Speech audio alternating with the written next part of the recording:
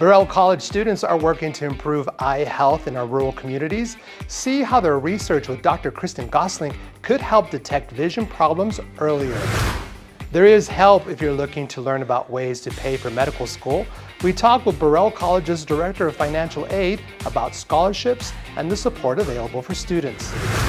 And from Florida, we sit down with student Dr. Michael Yingst to hear about his journey at Burrell College and why he wants to be a doctor.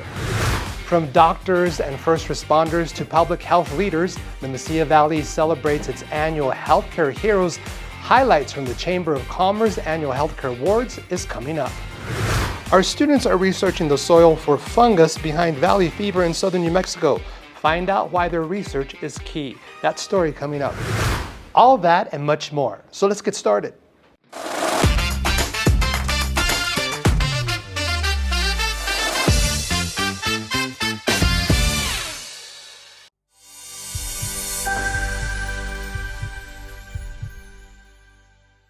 Hey everybody, welcome to the DL Pulse, a podcast about osteopathic medicine, community, and education. I'm your host, Sidney Alvarez. This podcast is brought to you by Burrell College of Osteopathic Medicine and sponsored by GCU. Learn how GCU is the credit union that can help you meet all your financial goals. Visit gcu.com for more. Burrell College students are working to improve eye health in our rural communities. Alongside Dr. Kristen Gosling, they're researching vision screening and studying how stress and lifestyle may affect your eye health, aiming to improve early detection and care in underserved areas. Here's this story. Hi, I'm Dr. Kristen Gosling. I am Professor of Physiology at Burrell College of Osteopathic Medicine. We are studying the compliance with vision screening recommendations among diabetic patients in the Paso del Norte region. There's a preliminary research done by Jeffrey Briggs, who is an OMS3 student, that suggested a relationship between stress, lifestyle factors, and visual function. I think this is important because rural populations are typically underserved and underrepresented in research. They experience more healthcare disparities, and the population is over 66% Hispanic, which changes the risk factors for diabetes. Personally, for me, I'm such a huge advocate for underrepresented communities, so this really played a big role to me because the colonias are rural communities that they have little to no basic infrastructure. There's a whole other side of medicine that is focused around research, and as a physician you'll be treating patients, but you'll also be staying up to date with new publications and seeing what research is out there and how that changes the way you'll treat patients. By helping patients to understand the importance of managing their diabetes appropriately so that they don't have these increased risk factors and don't have vision loss, we hope to really educate and support the community in their health. Wow, that was some amazing work that they are doing. Congratulations to them. Now, healthcare heroes from across Mesilla Valley were honored at the 2025 Greater Las Cruces Chamber of Commerce Annual Healthcare Awards. The event brought together medical leaders, first responders, and community advocates to celebrate outstanding service in medicine, public health, and crisis response. Watch this. The Greater Las Cruces Chamber of Commerce honored the people who care for our community with the 9th Annual Healthcare Awards. Well, we have over 200 business leaders and healthcare workers here at Burrell College of Osteopathic Medicine to celebrate healthcare in Doña Ana County. 6 awards were presented to outstanding individuals and teams, each representing a unique pillar of healthcare service in the Mesilla Valley. It is a piece of community growth and economic development to ensure that we have a strong healthcare industry. The celebration took place at Burrell College of Osteopathic Medicine, where student physicians provided campus tours to visitors and guests. Yeah, we have our second and third year medical students that are here giving tours to members of the community. Many that have not been here before, it's first time, and there's no better ambassador to give a tour than one of our students. From techs to therapists, case managers to environmental services staff, each nominee represented a piece of a greater healthcare puzzle.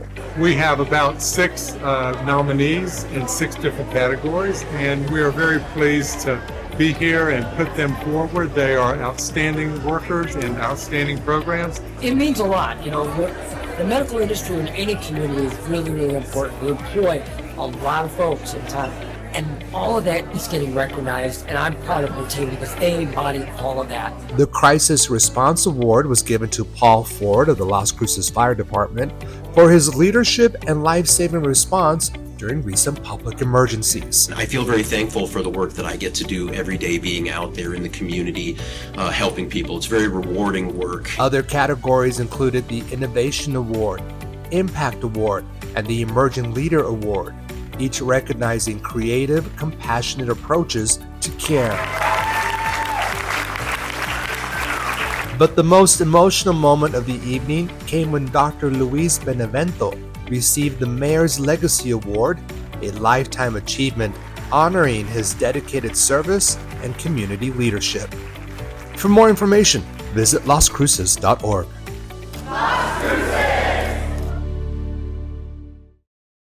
Congratulations to all.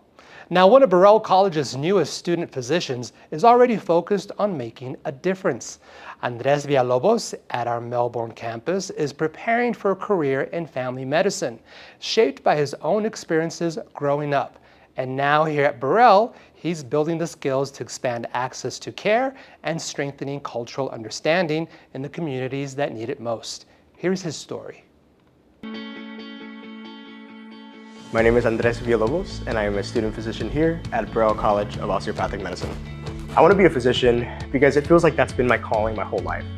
One of my earliest memories as a child was getting this little medical bag that my grandmother gave me. I was about 5 or 6 years old, and it said Dr. Villalobos on it.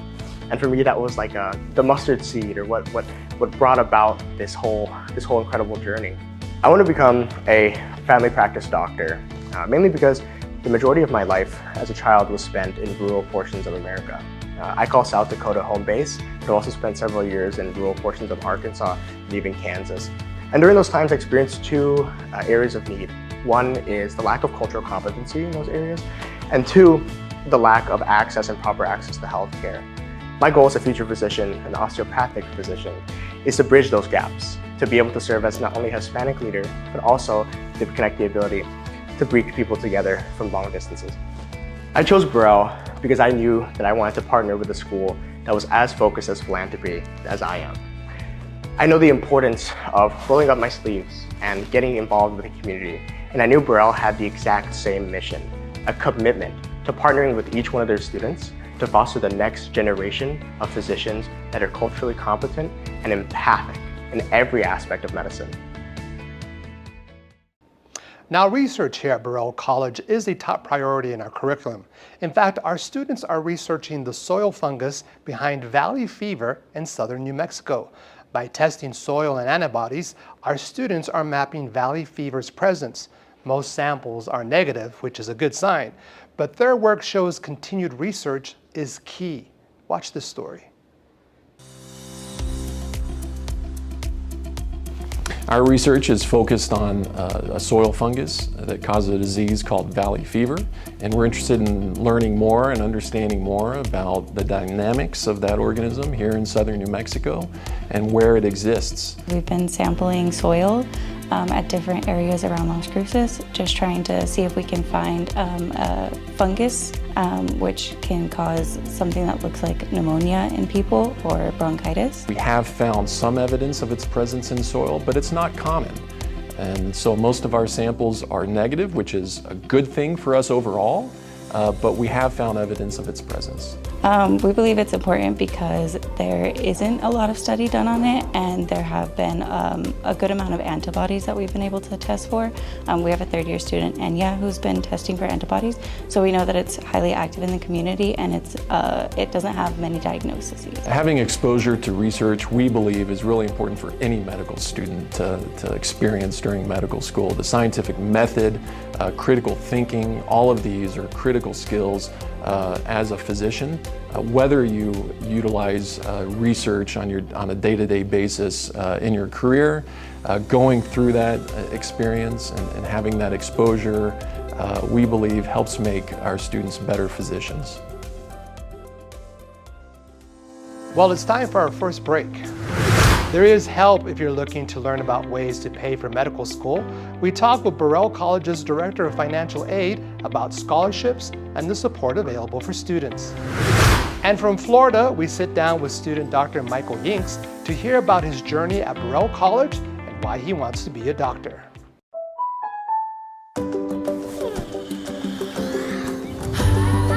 You will grow. Your patience and care will pay off. Sure, you can get some help along the way, but you will do it.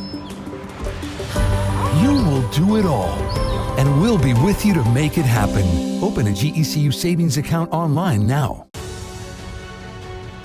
I became a doctor because I wanted to do more for my family, for my community, for the people living in places where healthcare is hard to find.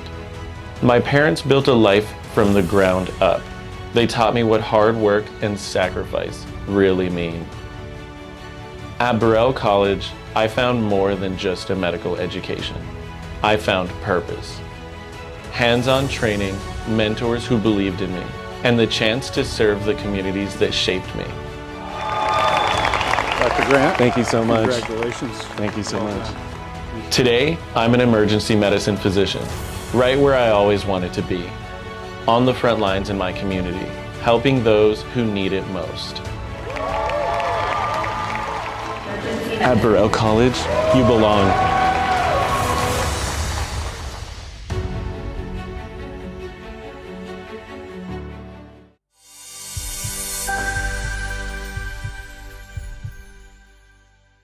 Hey everybody, welcome back. We're coming to you from our campus here in Melbourne, Florida, and I'm joined by a very special guest, second-year student physician, Michael Yingst. Thanks for being on the show. Thanks for having me. You know, I was so excited about, interviewing you because we've had some conversations prior to this, and you were just the SGA speaker at the white coat ceremony. How was that?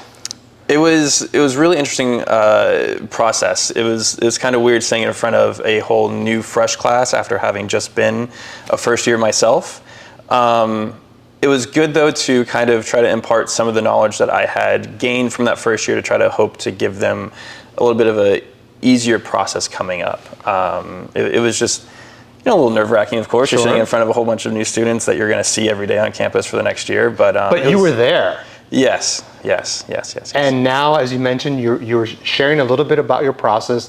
Tell me about first year. You're getting ready to enter second year. Mm-hmm. Tell me, maybe if you could share a little bit of how you made it through first year. Lots of trial and error. Mm-hmm. Lots of trial and error. So I remember asking during Mid-Student Day, I asked the question to some of the third and fourth years that were up on the panel. I asked them, what was something you did that you wish you had done differently, or you didn't do that you wish you had done? And basically their answer was stay adaptable. Yes. The way you're going to study for one block is going to be different for the next. And that proved itself when we did M2P, our first block. That's kind of like everything of our undergrad education, mm-hmm. kind of coming down into like 6 weeks. Then we went into, I believe it was MSK. And MSK was kind of easy for me because I had done gross anatomy in undergrad. Mm-hmm. So it's a lot of memorizing muscles and everything. And then you get smacked in the face essentially with cardio, and it's a completely different beast. You're trying to understanding the processing and, uh-huh. and the functions of the heart and everything like that. So each new block, it's going to take you a few days to kind of recognize like how you need to study. Sure. So for me, it was just really staying adaptable to every new block and just kind of taking things as they come, essentially. So let's step back a little bit. Mm-hmm. Why a career in medicine? Fantastic question. So quick down and dirty, mm-hmm. I was enlisted in the Marine Corps for 4 years. I happened to be, some might say wrong place, wrong time. For me, I say right place, right time. A fellow Marine had gotten shot, mm-hmm. And so I was able to tend to him and kind of care. And I had no clue what I was doing at the time, but all I knew was that time had completely slowed down. I can still remember vividly, Kind of getting, a little chills here, but I just knew, like, when I was there in the moment doing it, I knew that was kind of for me. Nothing else I had done previously. I'd done a lot of training in different things. Nothing ever slowed down time to where I could see everything. So then you knew you had to do something. Yes. Yeah. It was. Again, some people might not say it was a cool experience, but for me, it was probably one of the coolest experiences I've ever had. Well, I had the opportunity of speaking with you this entire year, and you shared with me you'd like to go into emergency medicine, correct? Yes. So think about, you experienced an emergency right before your eyes, and you want to go into emergency medicine. I personally put the two together, but you tell me. Yeah, so that was circa 2014, 2015. So I was still enlisted for a few more years. I got out, went to undergrad, and then I started working in the OR and realized surgery was not for me. So then my father-in-law was like, hey, go into the emergency room. They have scribes there. So I applied to be a scribe, and I was there, and I would say from the get-go, like, I was like, this is awesome. Everything is chaotic. It was pre-COVID time, so everything was kind of just raw emergency medicine. It was just kind of, everything was going on everywhere. We didn't really have any kind of concerns about face masks or anything, like, patient precautions, other than the normal things. And I just loved everything about it. I still love everything about it. Even with, post-COVID things have changed. But every single day I would show up to work and I would pull doubles sometimes. I even pulled the triple once. I just loved everything about the emergency room. I still love everything about the emergency room.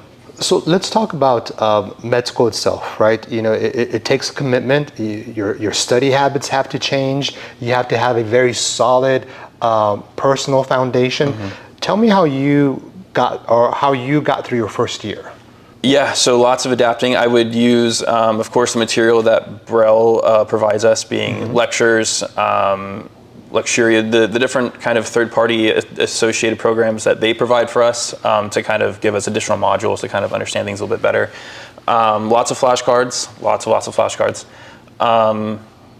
Just finding the thing that kind of worked best for me, essentially, and that's the only thing I can tell anybody else, is finding the thing that works best for you. Is sometimes, one professor might say something that doesn't click, but then you watch it in a different way, or you read it, or you see it in a different way, and then it clicks, and you go back and you're like, okay, everything they're saying makes sense now.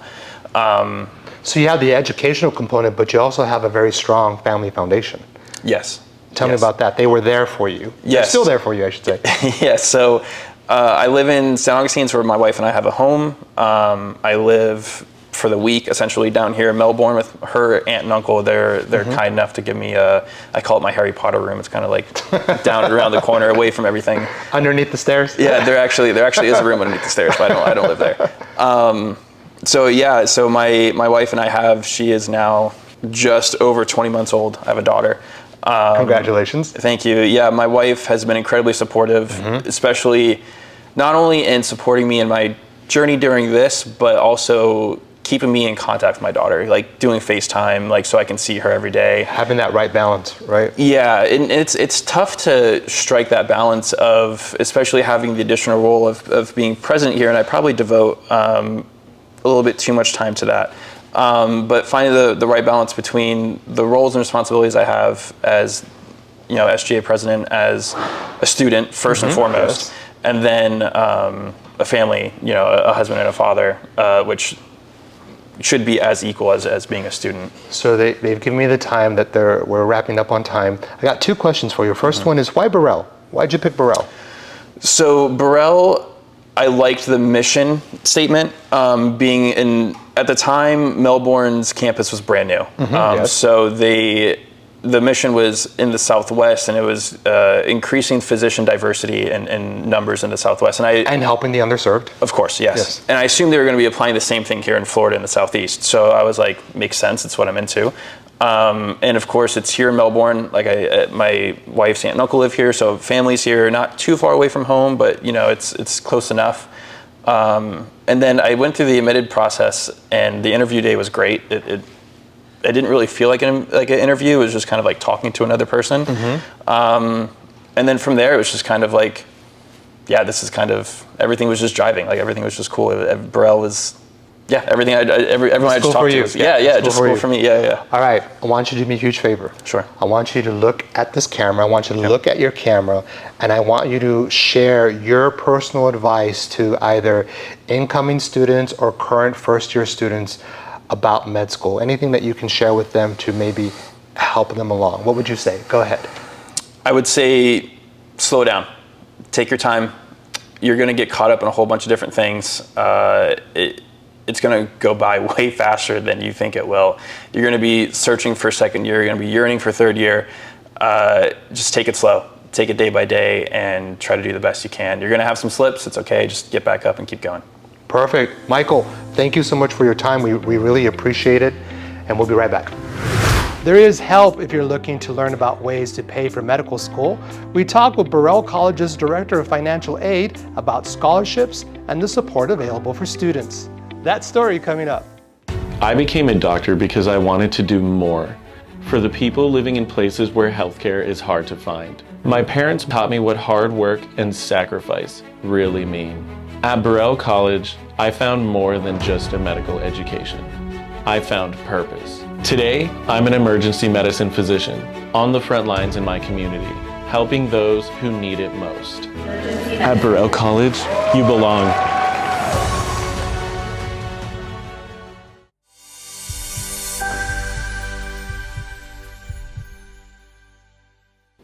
Hey everybody, welcome back. As you can see, I'm joined by a very special guest, Dr. Marlene Melendez. She is the Director of Financial Aid here at Burrell College. Thank you for being on the show. And thank you, Sid, for the invitation. I think that with the 25 years of experience I have, I think talking about financial aid and reaching out to students and giving them the information that they need is just a really important part of my job here at Burrell. Absolutely. I mean, we want to talk about how your team helps students with scholarships, learning about managing costs, planning for the future. So I want to dive into all that. Is that okay? Oh, that's perfect. Awesome. So what does the Financial Aid Office do for our students? So idealistically, I had a coworker say one day that admissions is the window and financial aid is the door to a medical school. And so there's a lot of students that look into the school and want to be able to become the physician of their dreams.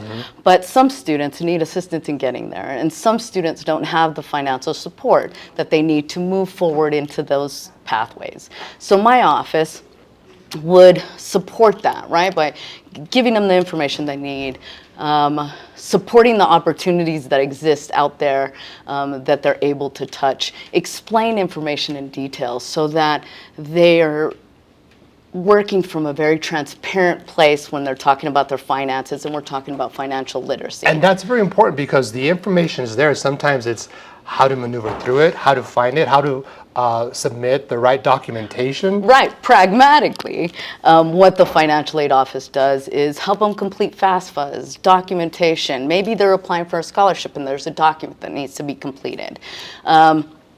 Anything from getting benefits where the student is located.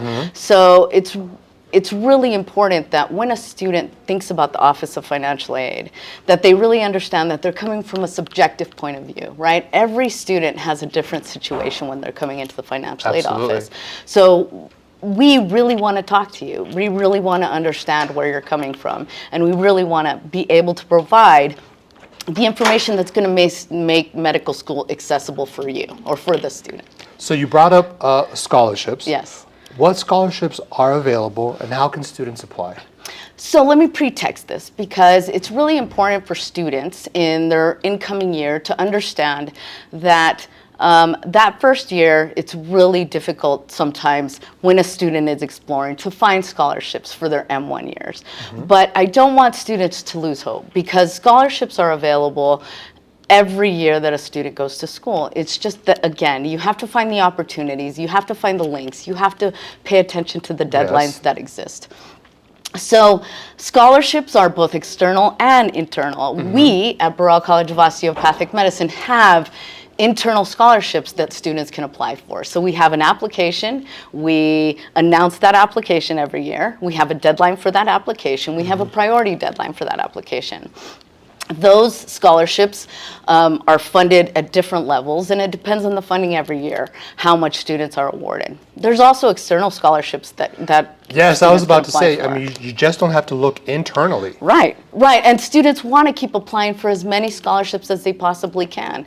Students don't understand that when it comes to scholarships, it's not only merit, right? It's your skill set. It's your interest. It's something that you're passionate about. Absolutely. And you just have to be able to put that in a narrative or put that in a video so that a scholarship committee can then understand who you are as a student, so that they, again, that opportunity for awards exist. And you know, there are so many outside organizations. I'm going to take, you know, our campuses in New Mexico and Florida that want to retain the doctors here, our graduates here. So they're willing to look at our students and say, we want to invest in you and know that you're going to come back. So how can we help you with a scholarship? That's out there. Right, and there are service awards that exist just like that, both internally and externally. One of the biggest and most noble programs, and again, I'm biased, but one of the best programs exists, the Health Professions Scholarship Program through the military, right? They pay for tuition and fees, and the student gets a stipend per month. Now, this award isn't for everybody, right? But those students that connect to the military, those students that their full focus is just keeping that loan debt down, that scholarship exists for them. And so we have recruiters. Recruiters are assigned regionally, and we have recruiters that we talk to and that we make available to our students. If you're interested in something like that, we can help you connect the dots so that you can get there, or have a conversation to maybe explore what you're interested in to see if that is particular program is for you, because there's others like the National Health Service Corps, right, where a student can apply and get the same type of privileges. They get tuition and fees, and it's a service award, so 1 for 1. If they give you 1 year for an award and tuition and fees, and they give you that stipend, they just ask that you give 1 year of service to a rural or an underserved program, right? Become a doctor in those areas that are high need. So really special, especially for our osteopathic students that have a particular sense for their patients, that they explore those types of resources, because again, in that niche, they might find their passion and might go that route. So when should students begin the financial aid process? Okay, and again, idealistically, as soon as you know that you want to be a doctor, you want to start thinking about that. But a practical time to start looking at financial aid and what the upcoming year holds for you is around October, before the start of the next academic year. Okay. So for our students now, prospective students, they want to start looking in October to fill out the FAFSA application, start looking at scholarship opportunities. That can be as soon as that. And every year, a student should start around the October timeframe. Our application might open a little later, but there are other applications that are available around that time. Are there any pitfalls or any common mistakes that you see, students are doing when filling out the application or through the process itself? Okay, so as far as the FAFSA goes, or the federal, I think the biggest mistakes are not completing the FAFSA or not signing the FAFSA, right? But again, we can help you through that process. We'll help you align the answers with what the federal application is asking for. For scholarship applications, it's really finding those that you meet the requirements for. You don't want to waste your time doing a 2-page essay and find out that you're not eligible because it's for an OMS 3 student versus an OMS 1 student. Now, you want to keep that on your radar, but you don't want to lose sight of those requirements because you don't want it to waste your time. You want to be able to submit an application and then get to the next one that's available. So Dr. Melendez, my big question for you, what's the best advice that you can share with a prospective student or current student when they're concerned about paying for medical school? I think planning, and I think planning is probably the best thing that you can do for yourself, whether it's budget planning, whether it's fiscal planning, whether it's learning how to navigate the system for the 4 years and learning the costs that exist for the 4 years, because it changes year to year, right? And so it's really important that a student just learn to navigate the financial obstacles that exist for medical school. But for some students, that's not an obstacle. It's maybe just fulfilling their resume with a president's scholarship to ensure that they get the residency that they're looking for. So again, I think that the most important thing for a student to think about is planning their 5 to 6 years and how they're going to navigate that process, what they can give up and what they need to keep as far as their quality of life goes. You know, can I just make a comment or an observation? You and your team genuinely care for the students. I can see that, and it's really something that we need to get across. If they need some help, they got to come see you. And I think I'm talking to the students specifically. I use the federal system to become a doctor. I understand the navigational barriers that exist for a student. I think it's important for us to be able to educate a student. I am the lover of Burrell College to the end of time. But if it's not fit for the student to attend here, a student needs to know early in that, yes, so that they absolutely. are able to find the path that suits them best. And I think as the Office of Financial Aid, we're here to help you do that. Self-discovery in the financial aid literacy process is really something that we care deeply about. And I don't employ anybody that doesn't have that same feeling. Dr. Melendez, I know it's a lot of information. Can you just rattle off some of the websites Sure. that people can get some help with? I am happy to do that.